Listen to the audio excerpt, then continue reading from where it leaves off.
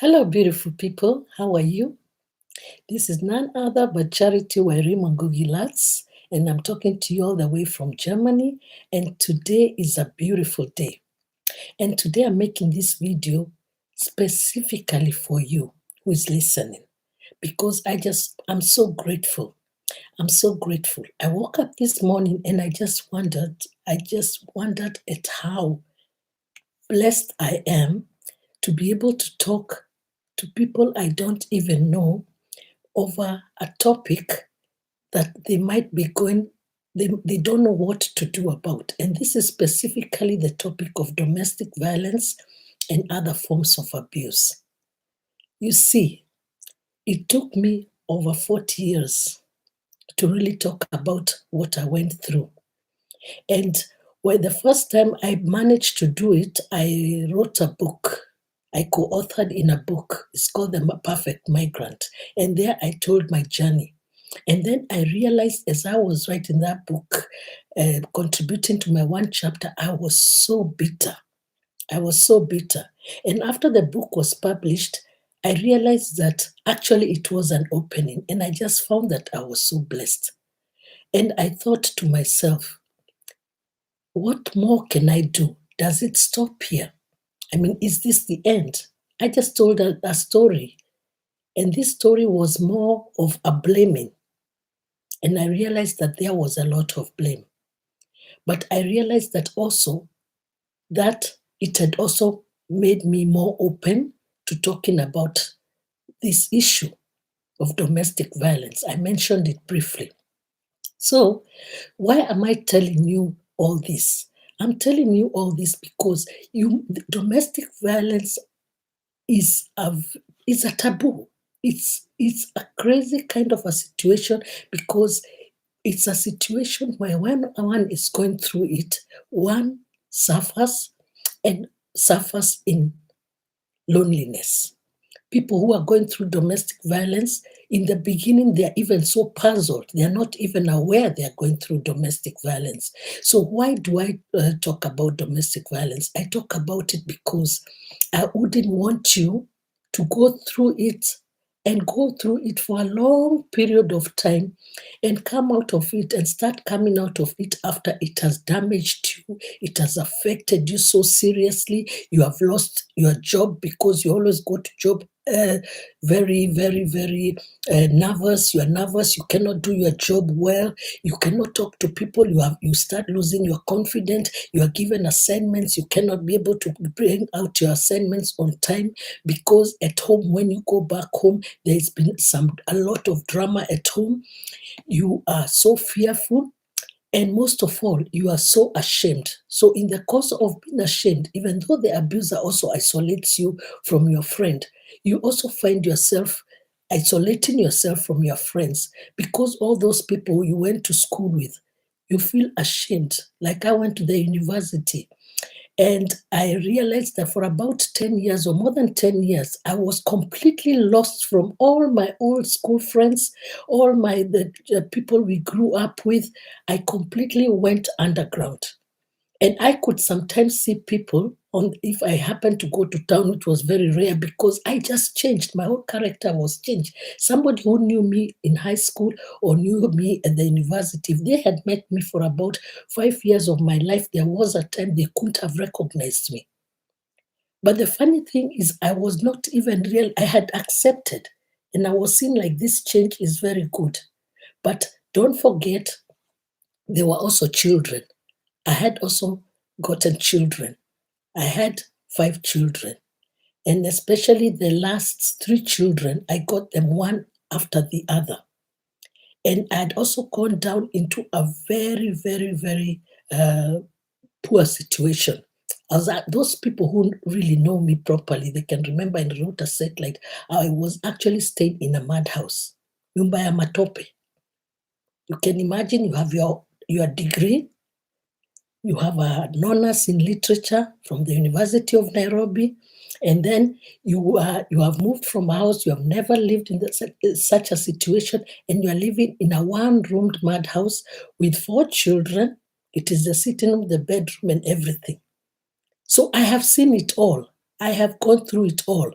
And then on top of that, you even get another woman brought into your house. I have seen it.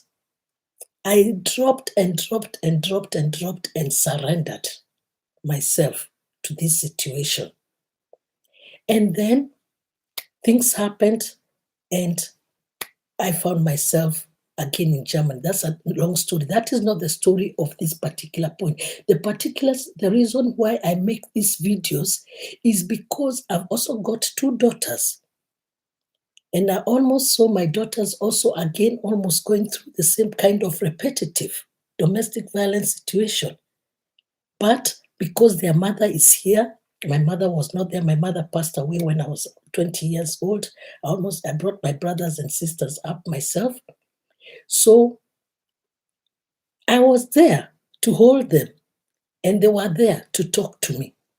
And they were there because I brought them that up in such a way, although from afar, they were there to talk to each other, and they helped each other out. They have always helped each other out, and I've always helped them. I've been there for them because I understand when they are almost falling in that trap. And I'm grateful for them and I'm grateful to God so much that they have been able to come out of those situations. So every time I see a young lady or even an old lady going through domestic violence, I feel it. I feel it. I feel it like it is me. I feel that like it is me who is going through the same thing. And I know the hopelessness that they feel inside them.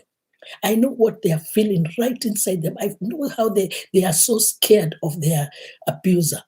I know how as most of them, they end up as single women later on. They have to cater again for those children, trying to, even when they're in that situation, even most of them, most likely, most people who go through domestic violence, even if you're married, you're the one who's catering for your family.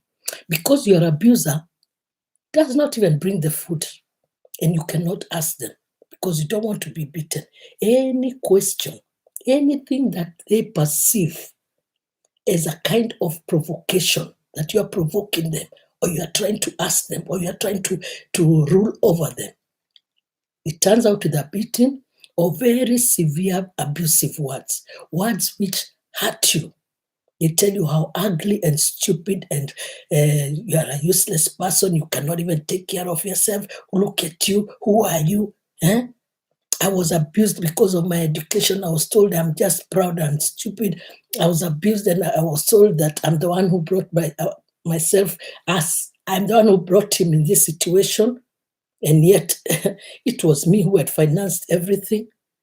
I had a car. I was never allowed to drive the car. Even one day, I went through abuse. And let me tell you something. There is something which is really specific, again, why I'm doing these videos, is because not every country has those kind of facilities like we have here in Germany, where people can run away to safe houses. It is very difficult. Like in Africa, I come from Africa, I'm a proud Kenyan.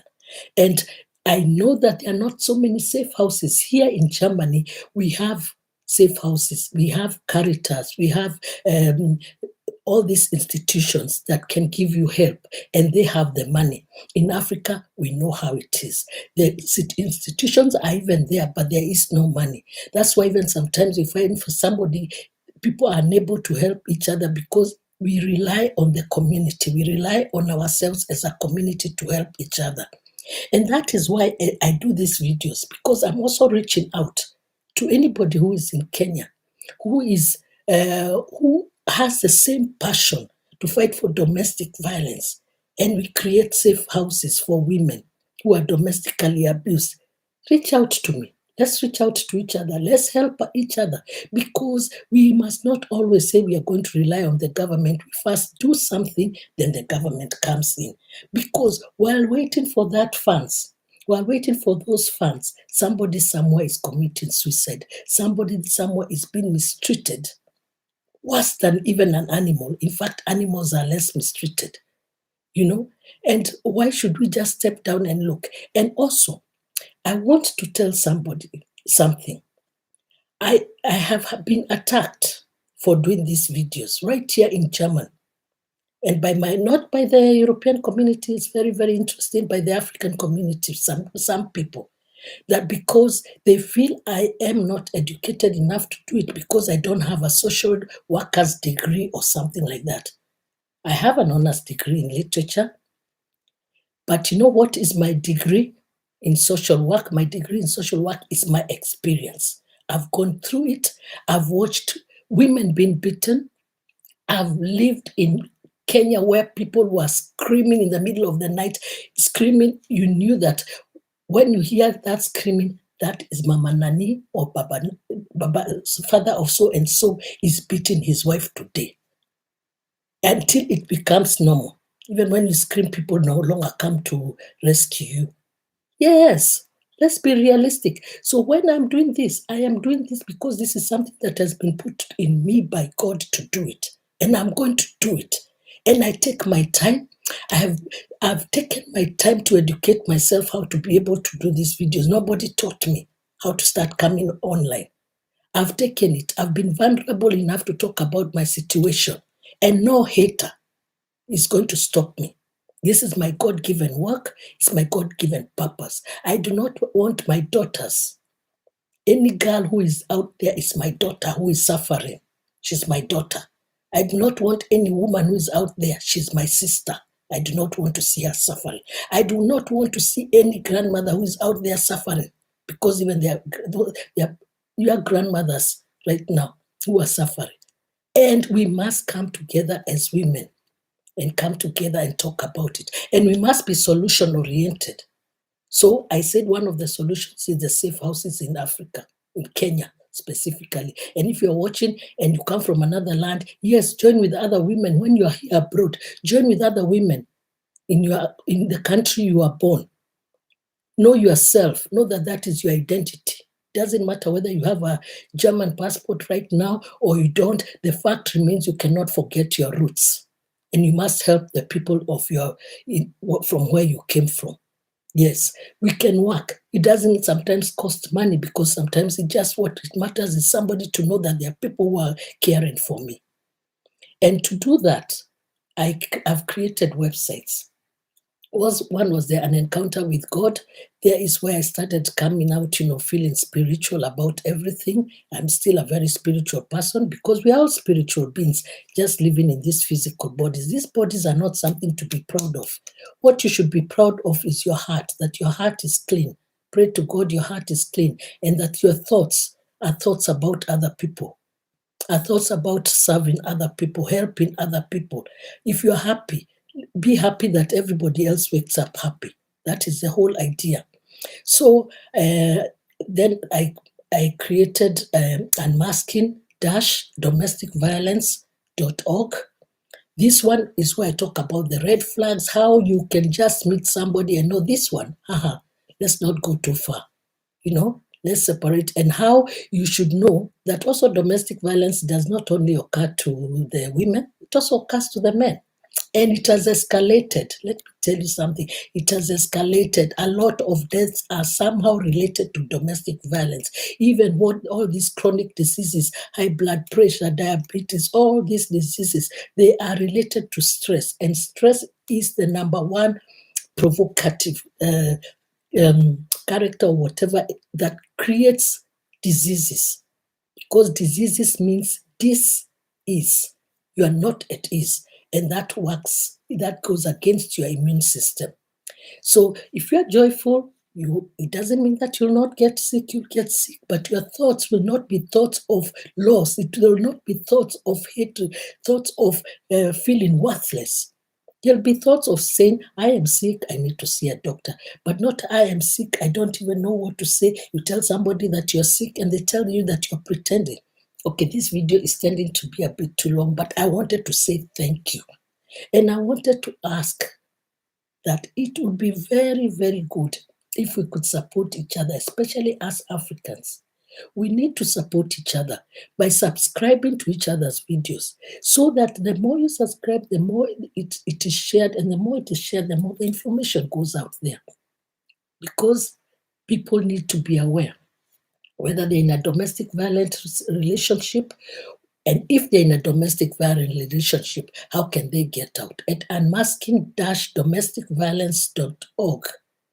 It is there on Facebook and it is also our website. I have written so much material about everything to do with domestic violence and abuse.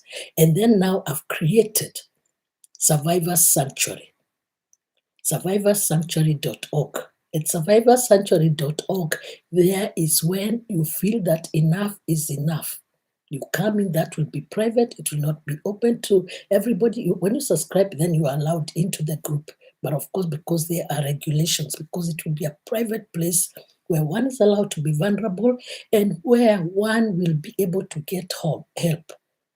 If they are going through some traumas, there are people to work with them. And there's a place where you'll be able to voice, because sometimes in the public it's very difficult to voice. It's not easy to talk about this situation. It has taken me more than 40 years to talk about it. You don't have to wait 40 years. If you're already in it, you can come out. You can decide, like, by tomorrow, yes, I want out. Subscribe. Write to me. Write to me. And also write to me privately on my Facebook page, Charity Wairimu Ngugi-Latz. Message me and I'll contact you. There is no problem. I'm there to help. I'm there to serve. And I'm going to continue serving. And I'm unstoppable. On this journey, I'm going to make sure I contribute something towards it. Thank you. Thank you so much. Love you.